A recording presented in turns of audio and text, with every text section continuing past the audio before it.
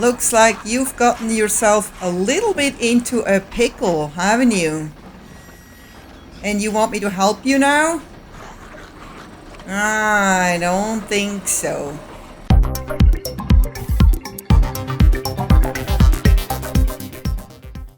Hello there, my YouTube friends and fans. Welcome to Dying Light the Beast. As you have heard me mention many times, I have been waiting for this game for many months. I have played the first two games, loved them both, and just couldn't believe that they make another one. And here it is. So as you probably know, the game plays in a European location called Castor Woods. I've heard that it really exists, but I'm not sure if that was just a rumor. But basically, the developer said that we made sure Castor Woods feels lively and like a lived-in ecosystem by fully unleashing the creativity and talent of our artists.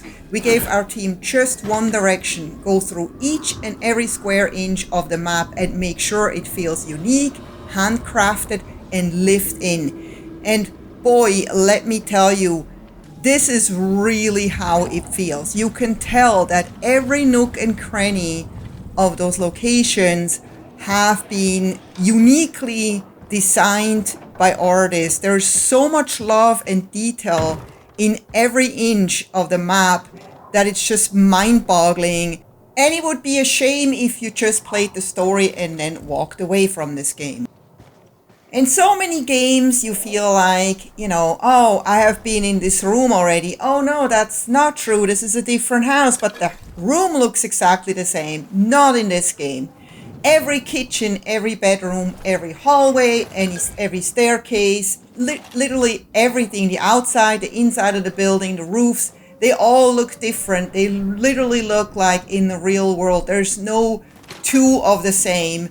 And, it's also important that you go through all the houses, because that's where you find some really incredible loot. You find treasure maps, and you find all the resources that you need for crafting and building and fixing your weapons. Something that's quite rare, because it's super realistic that, we're in a survival environment. This has been going on for like 13 years or more.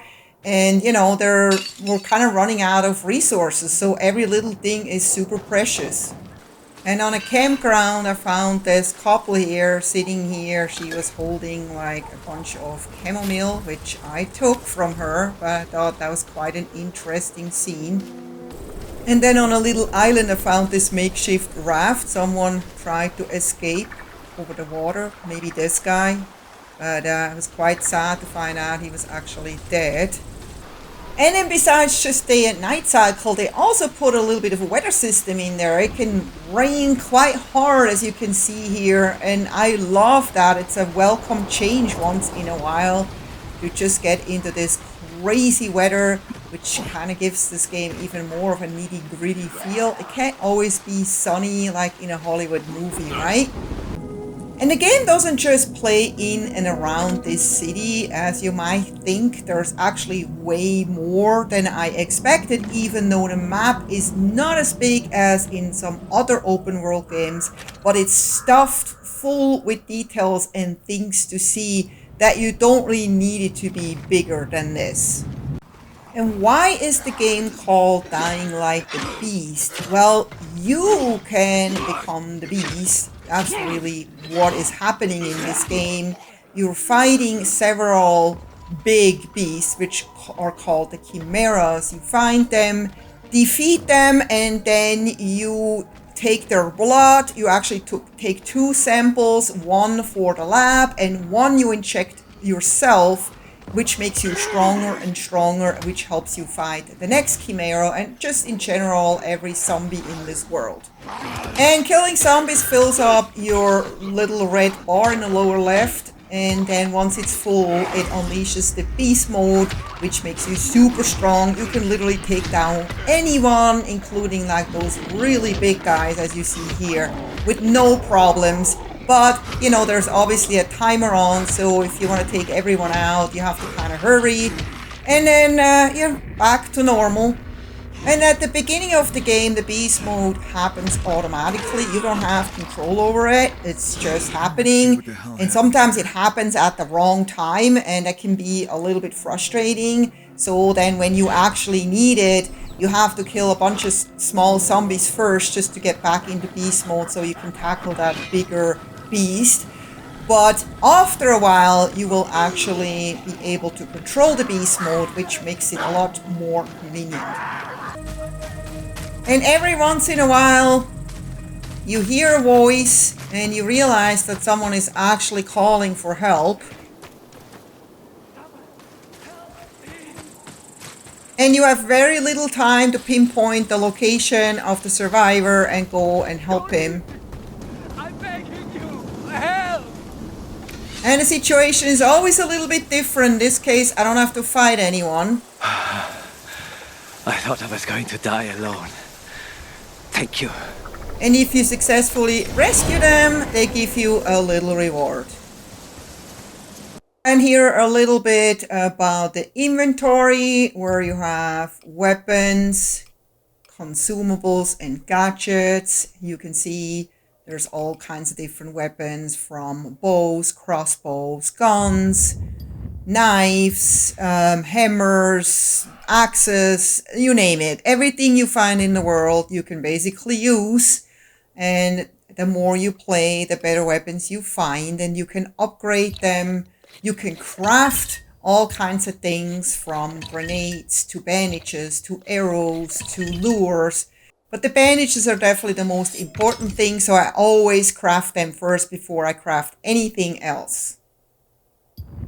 And then we have the skill tree. We have like 4 different skill categories. One is for the beast mode. You can have different skills when you're in beast mode, which is really cool.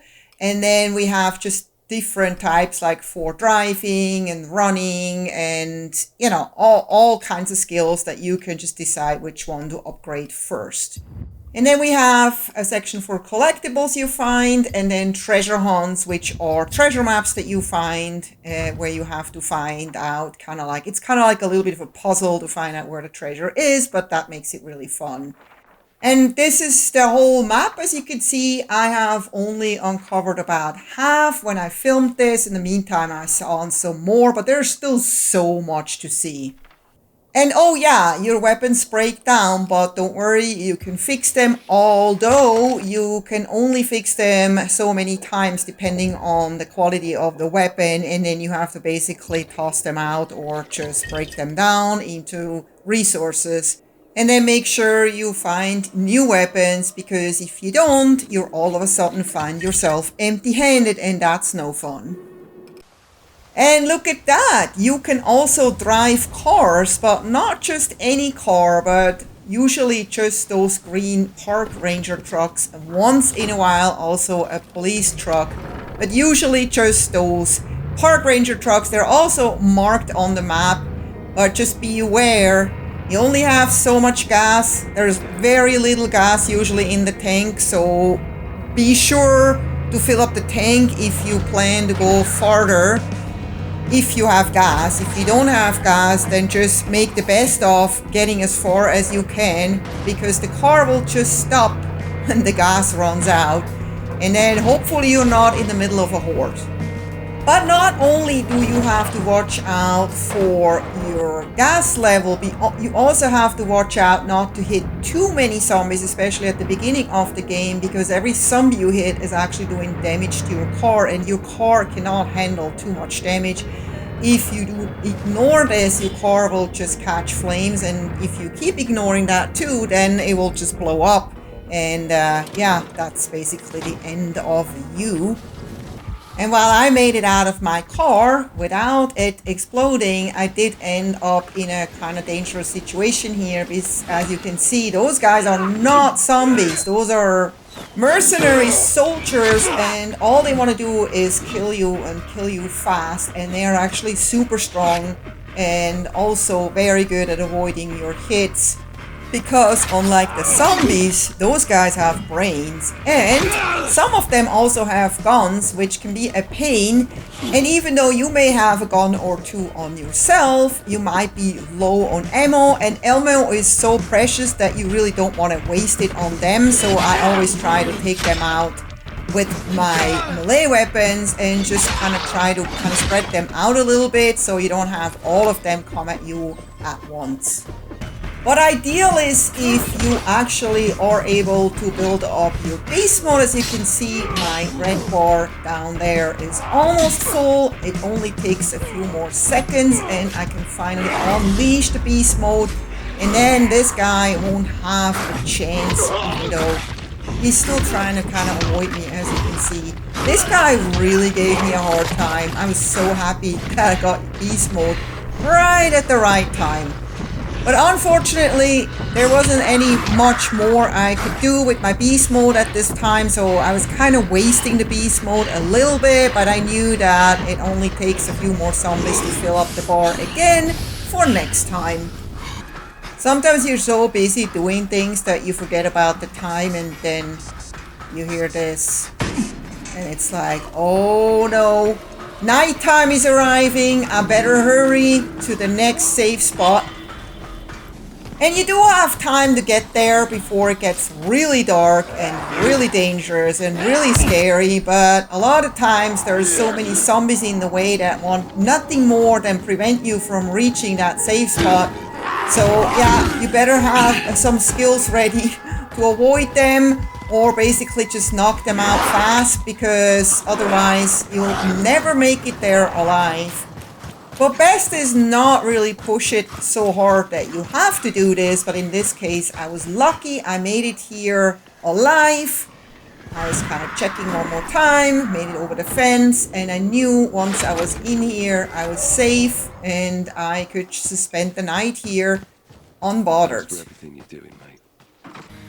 But sometimes you get yourself in the situations where things that you wanted to do take a little bit longer than you anticipated, and time is ticking by and you are like, man, I don't know if I can finish what I started because nighttime is approaching really fast. I think I might have to just quit what I'm doing.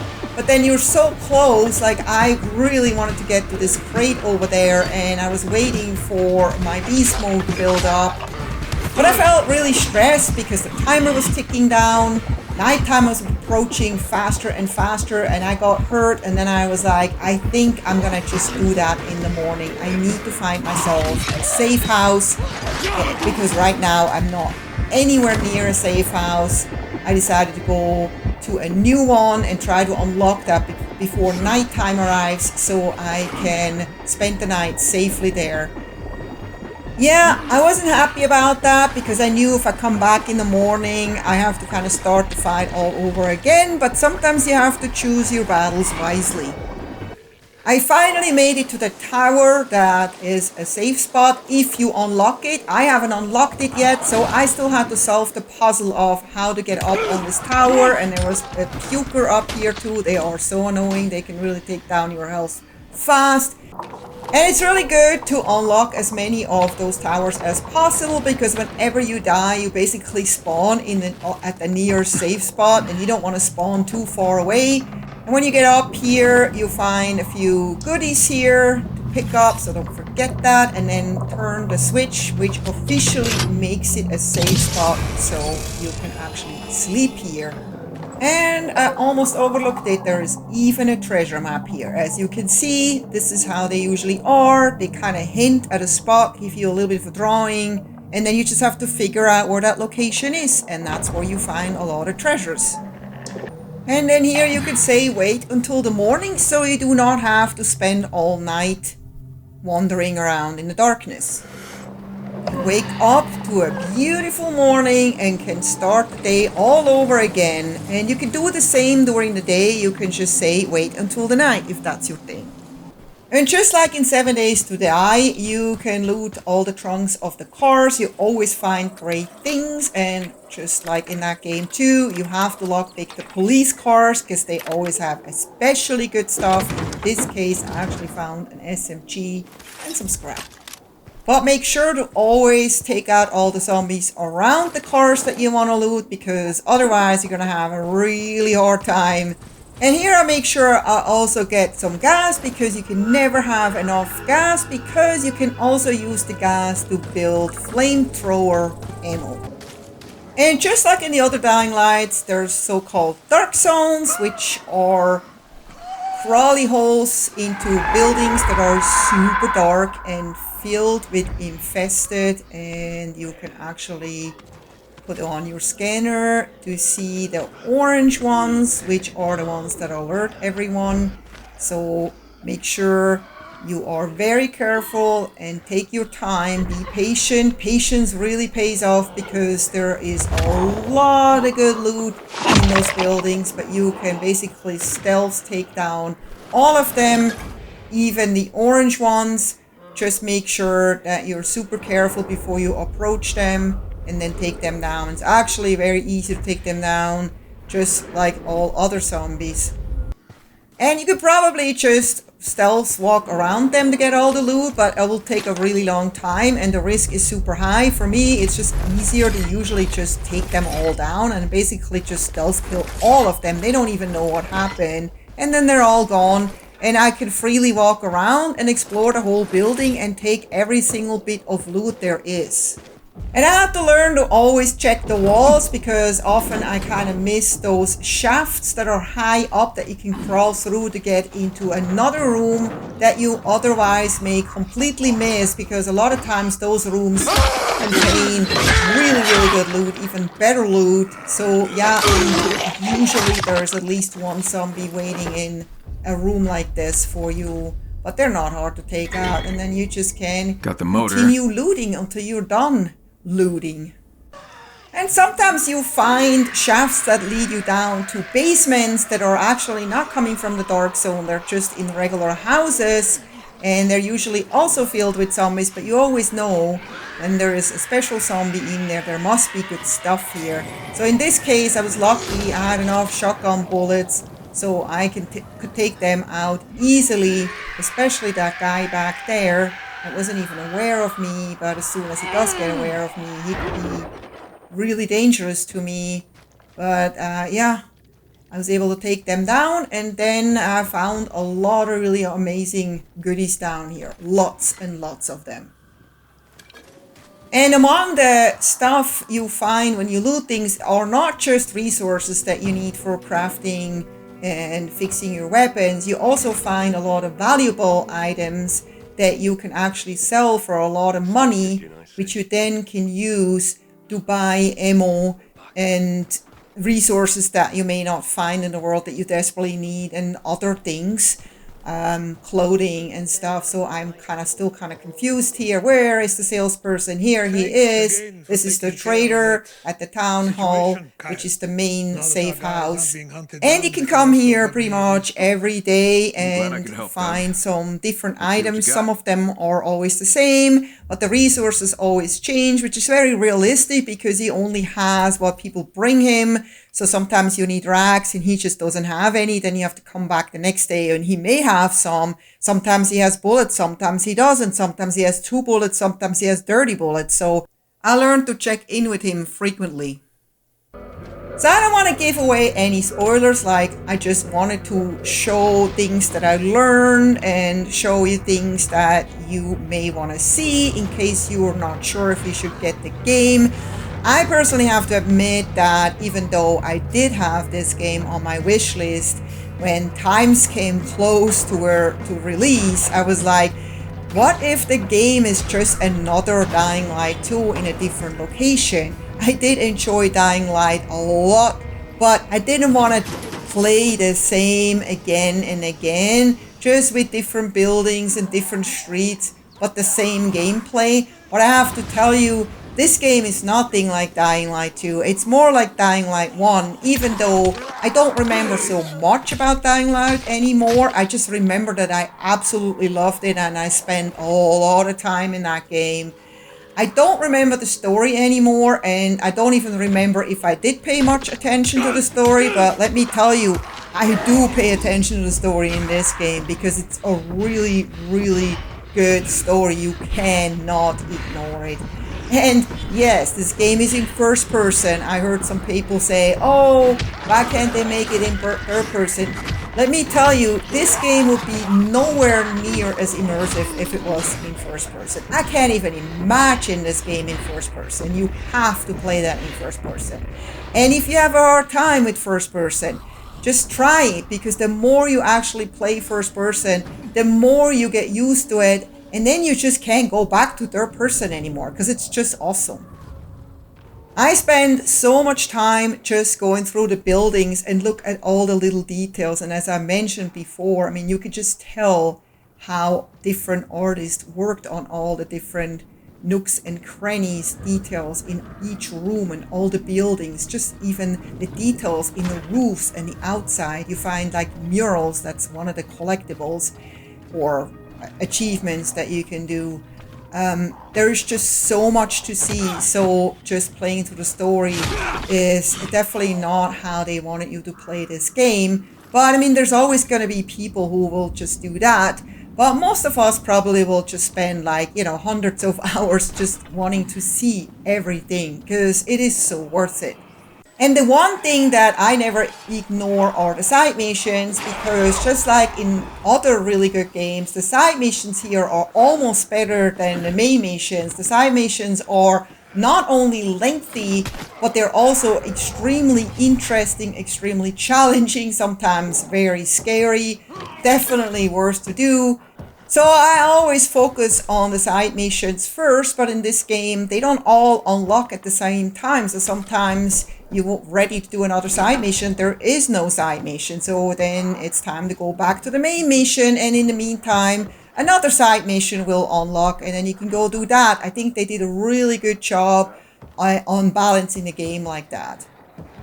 So I think it's time for me now to end this video. I hope you enjoyed it. If you did, please don't forget to give it a thumbs up. Subscribe if you haven't yet, and I hope to see you next time. Until then, happy gaming. Take care. Bye-bye.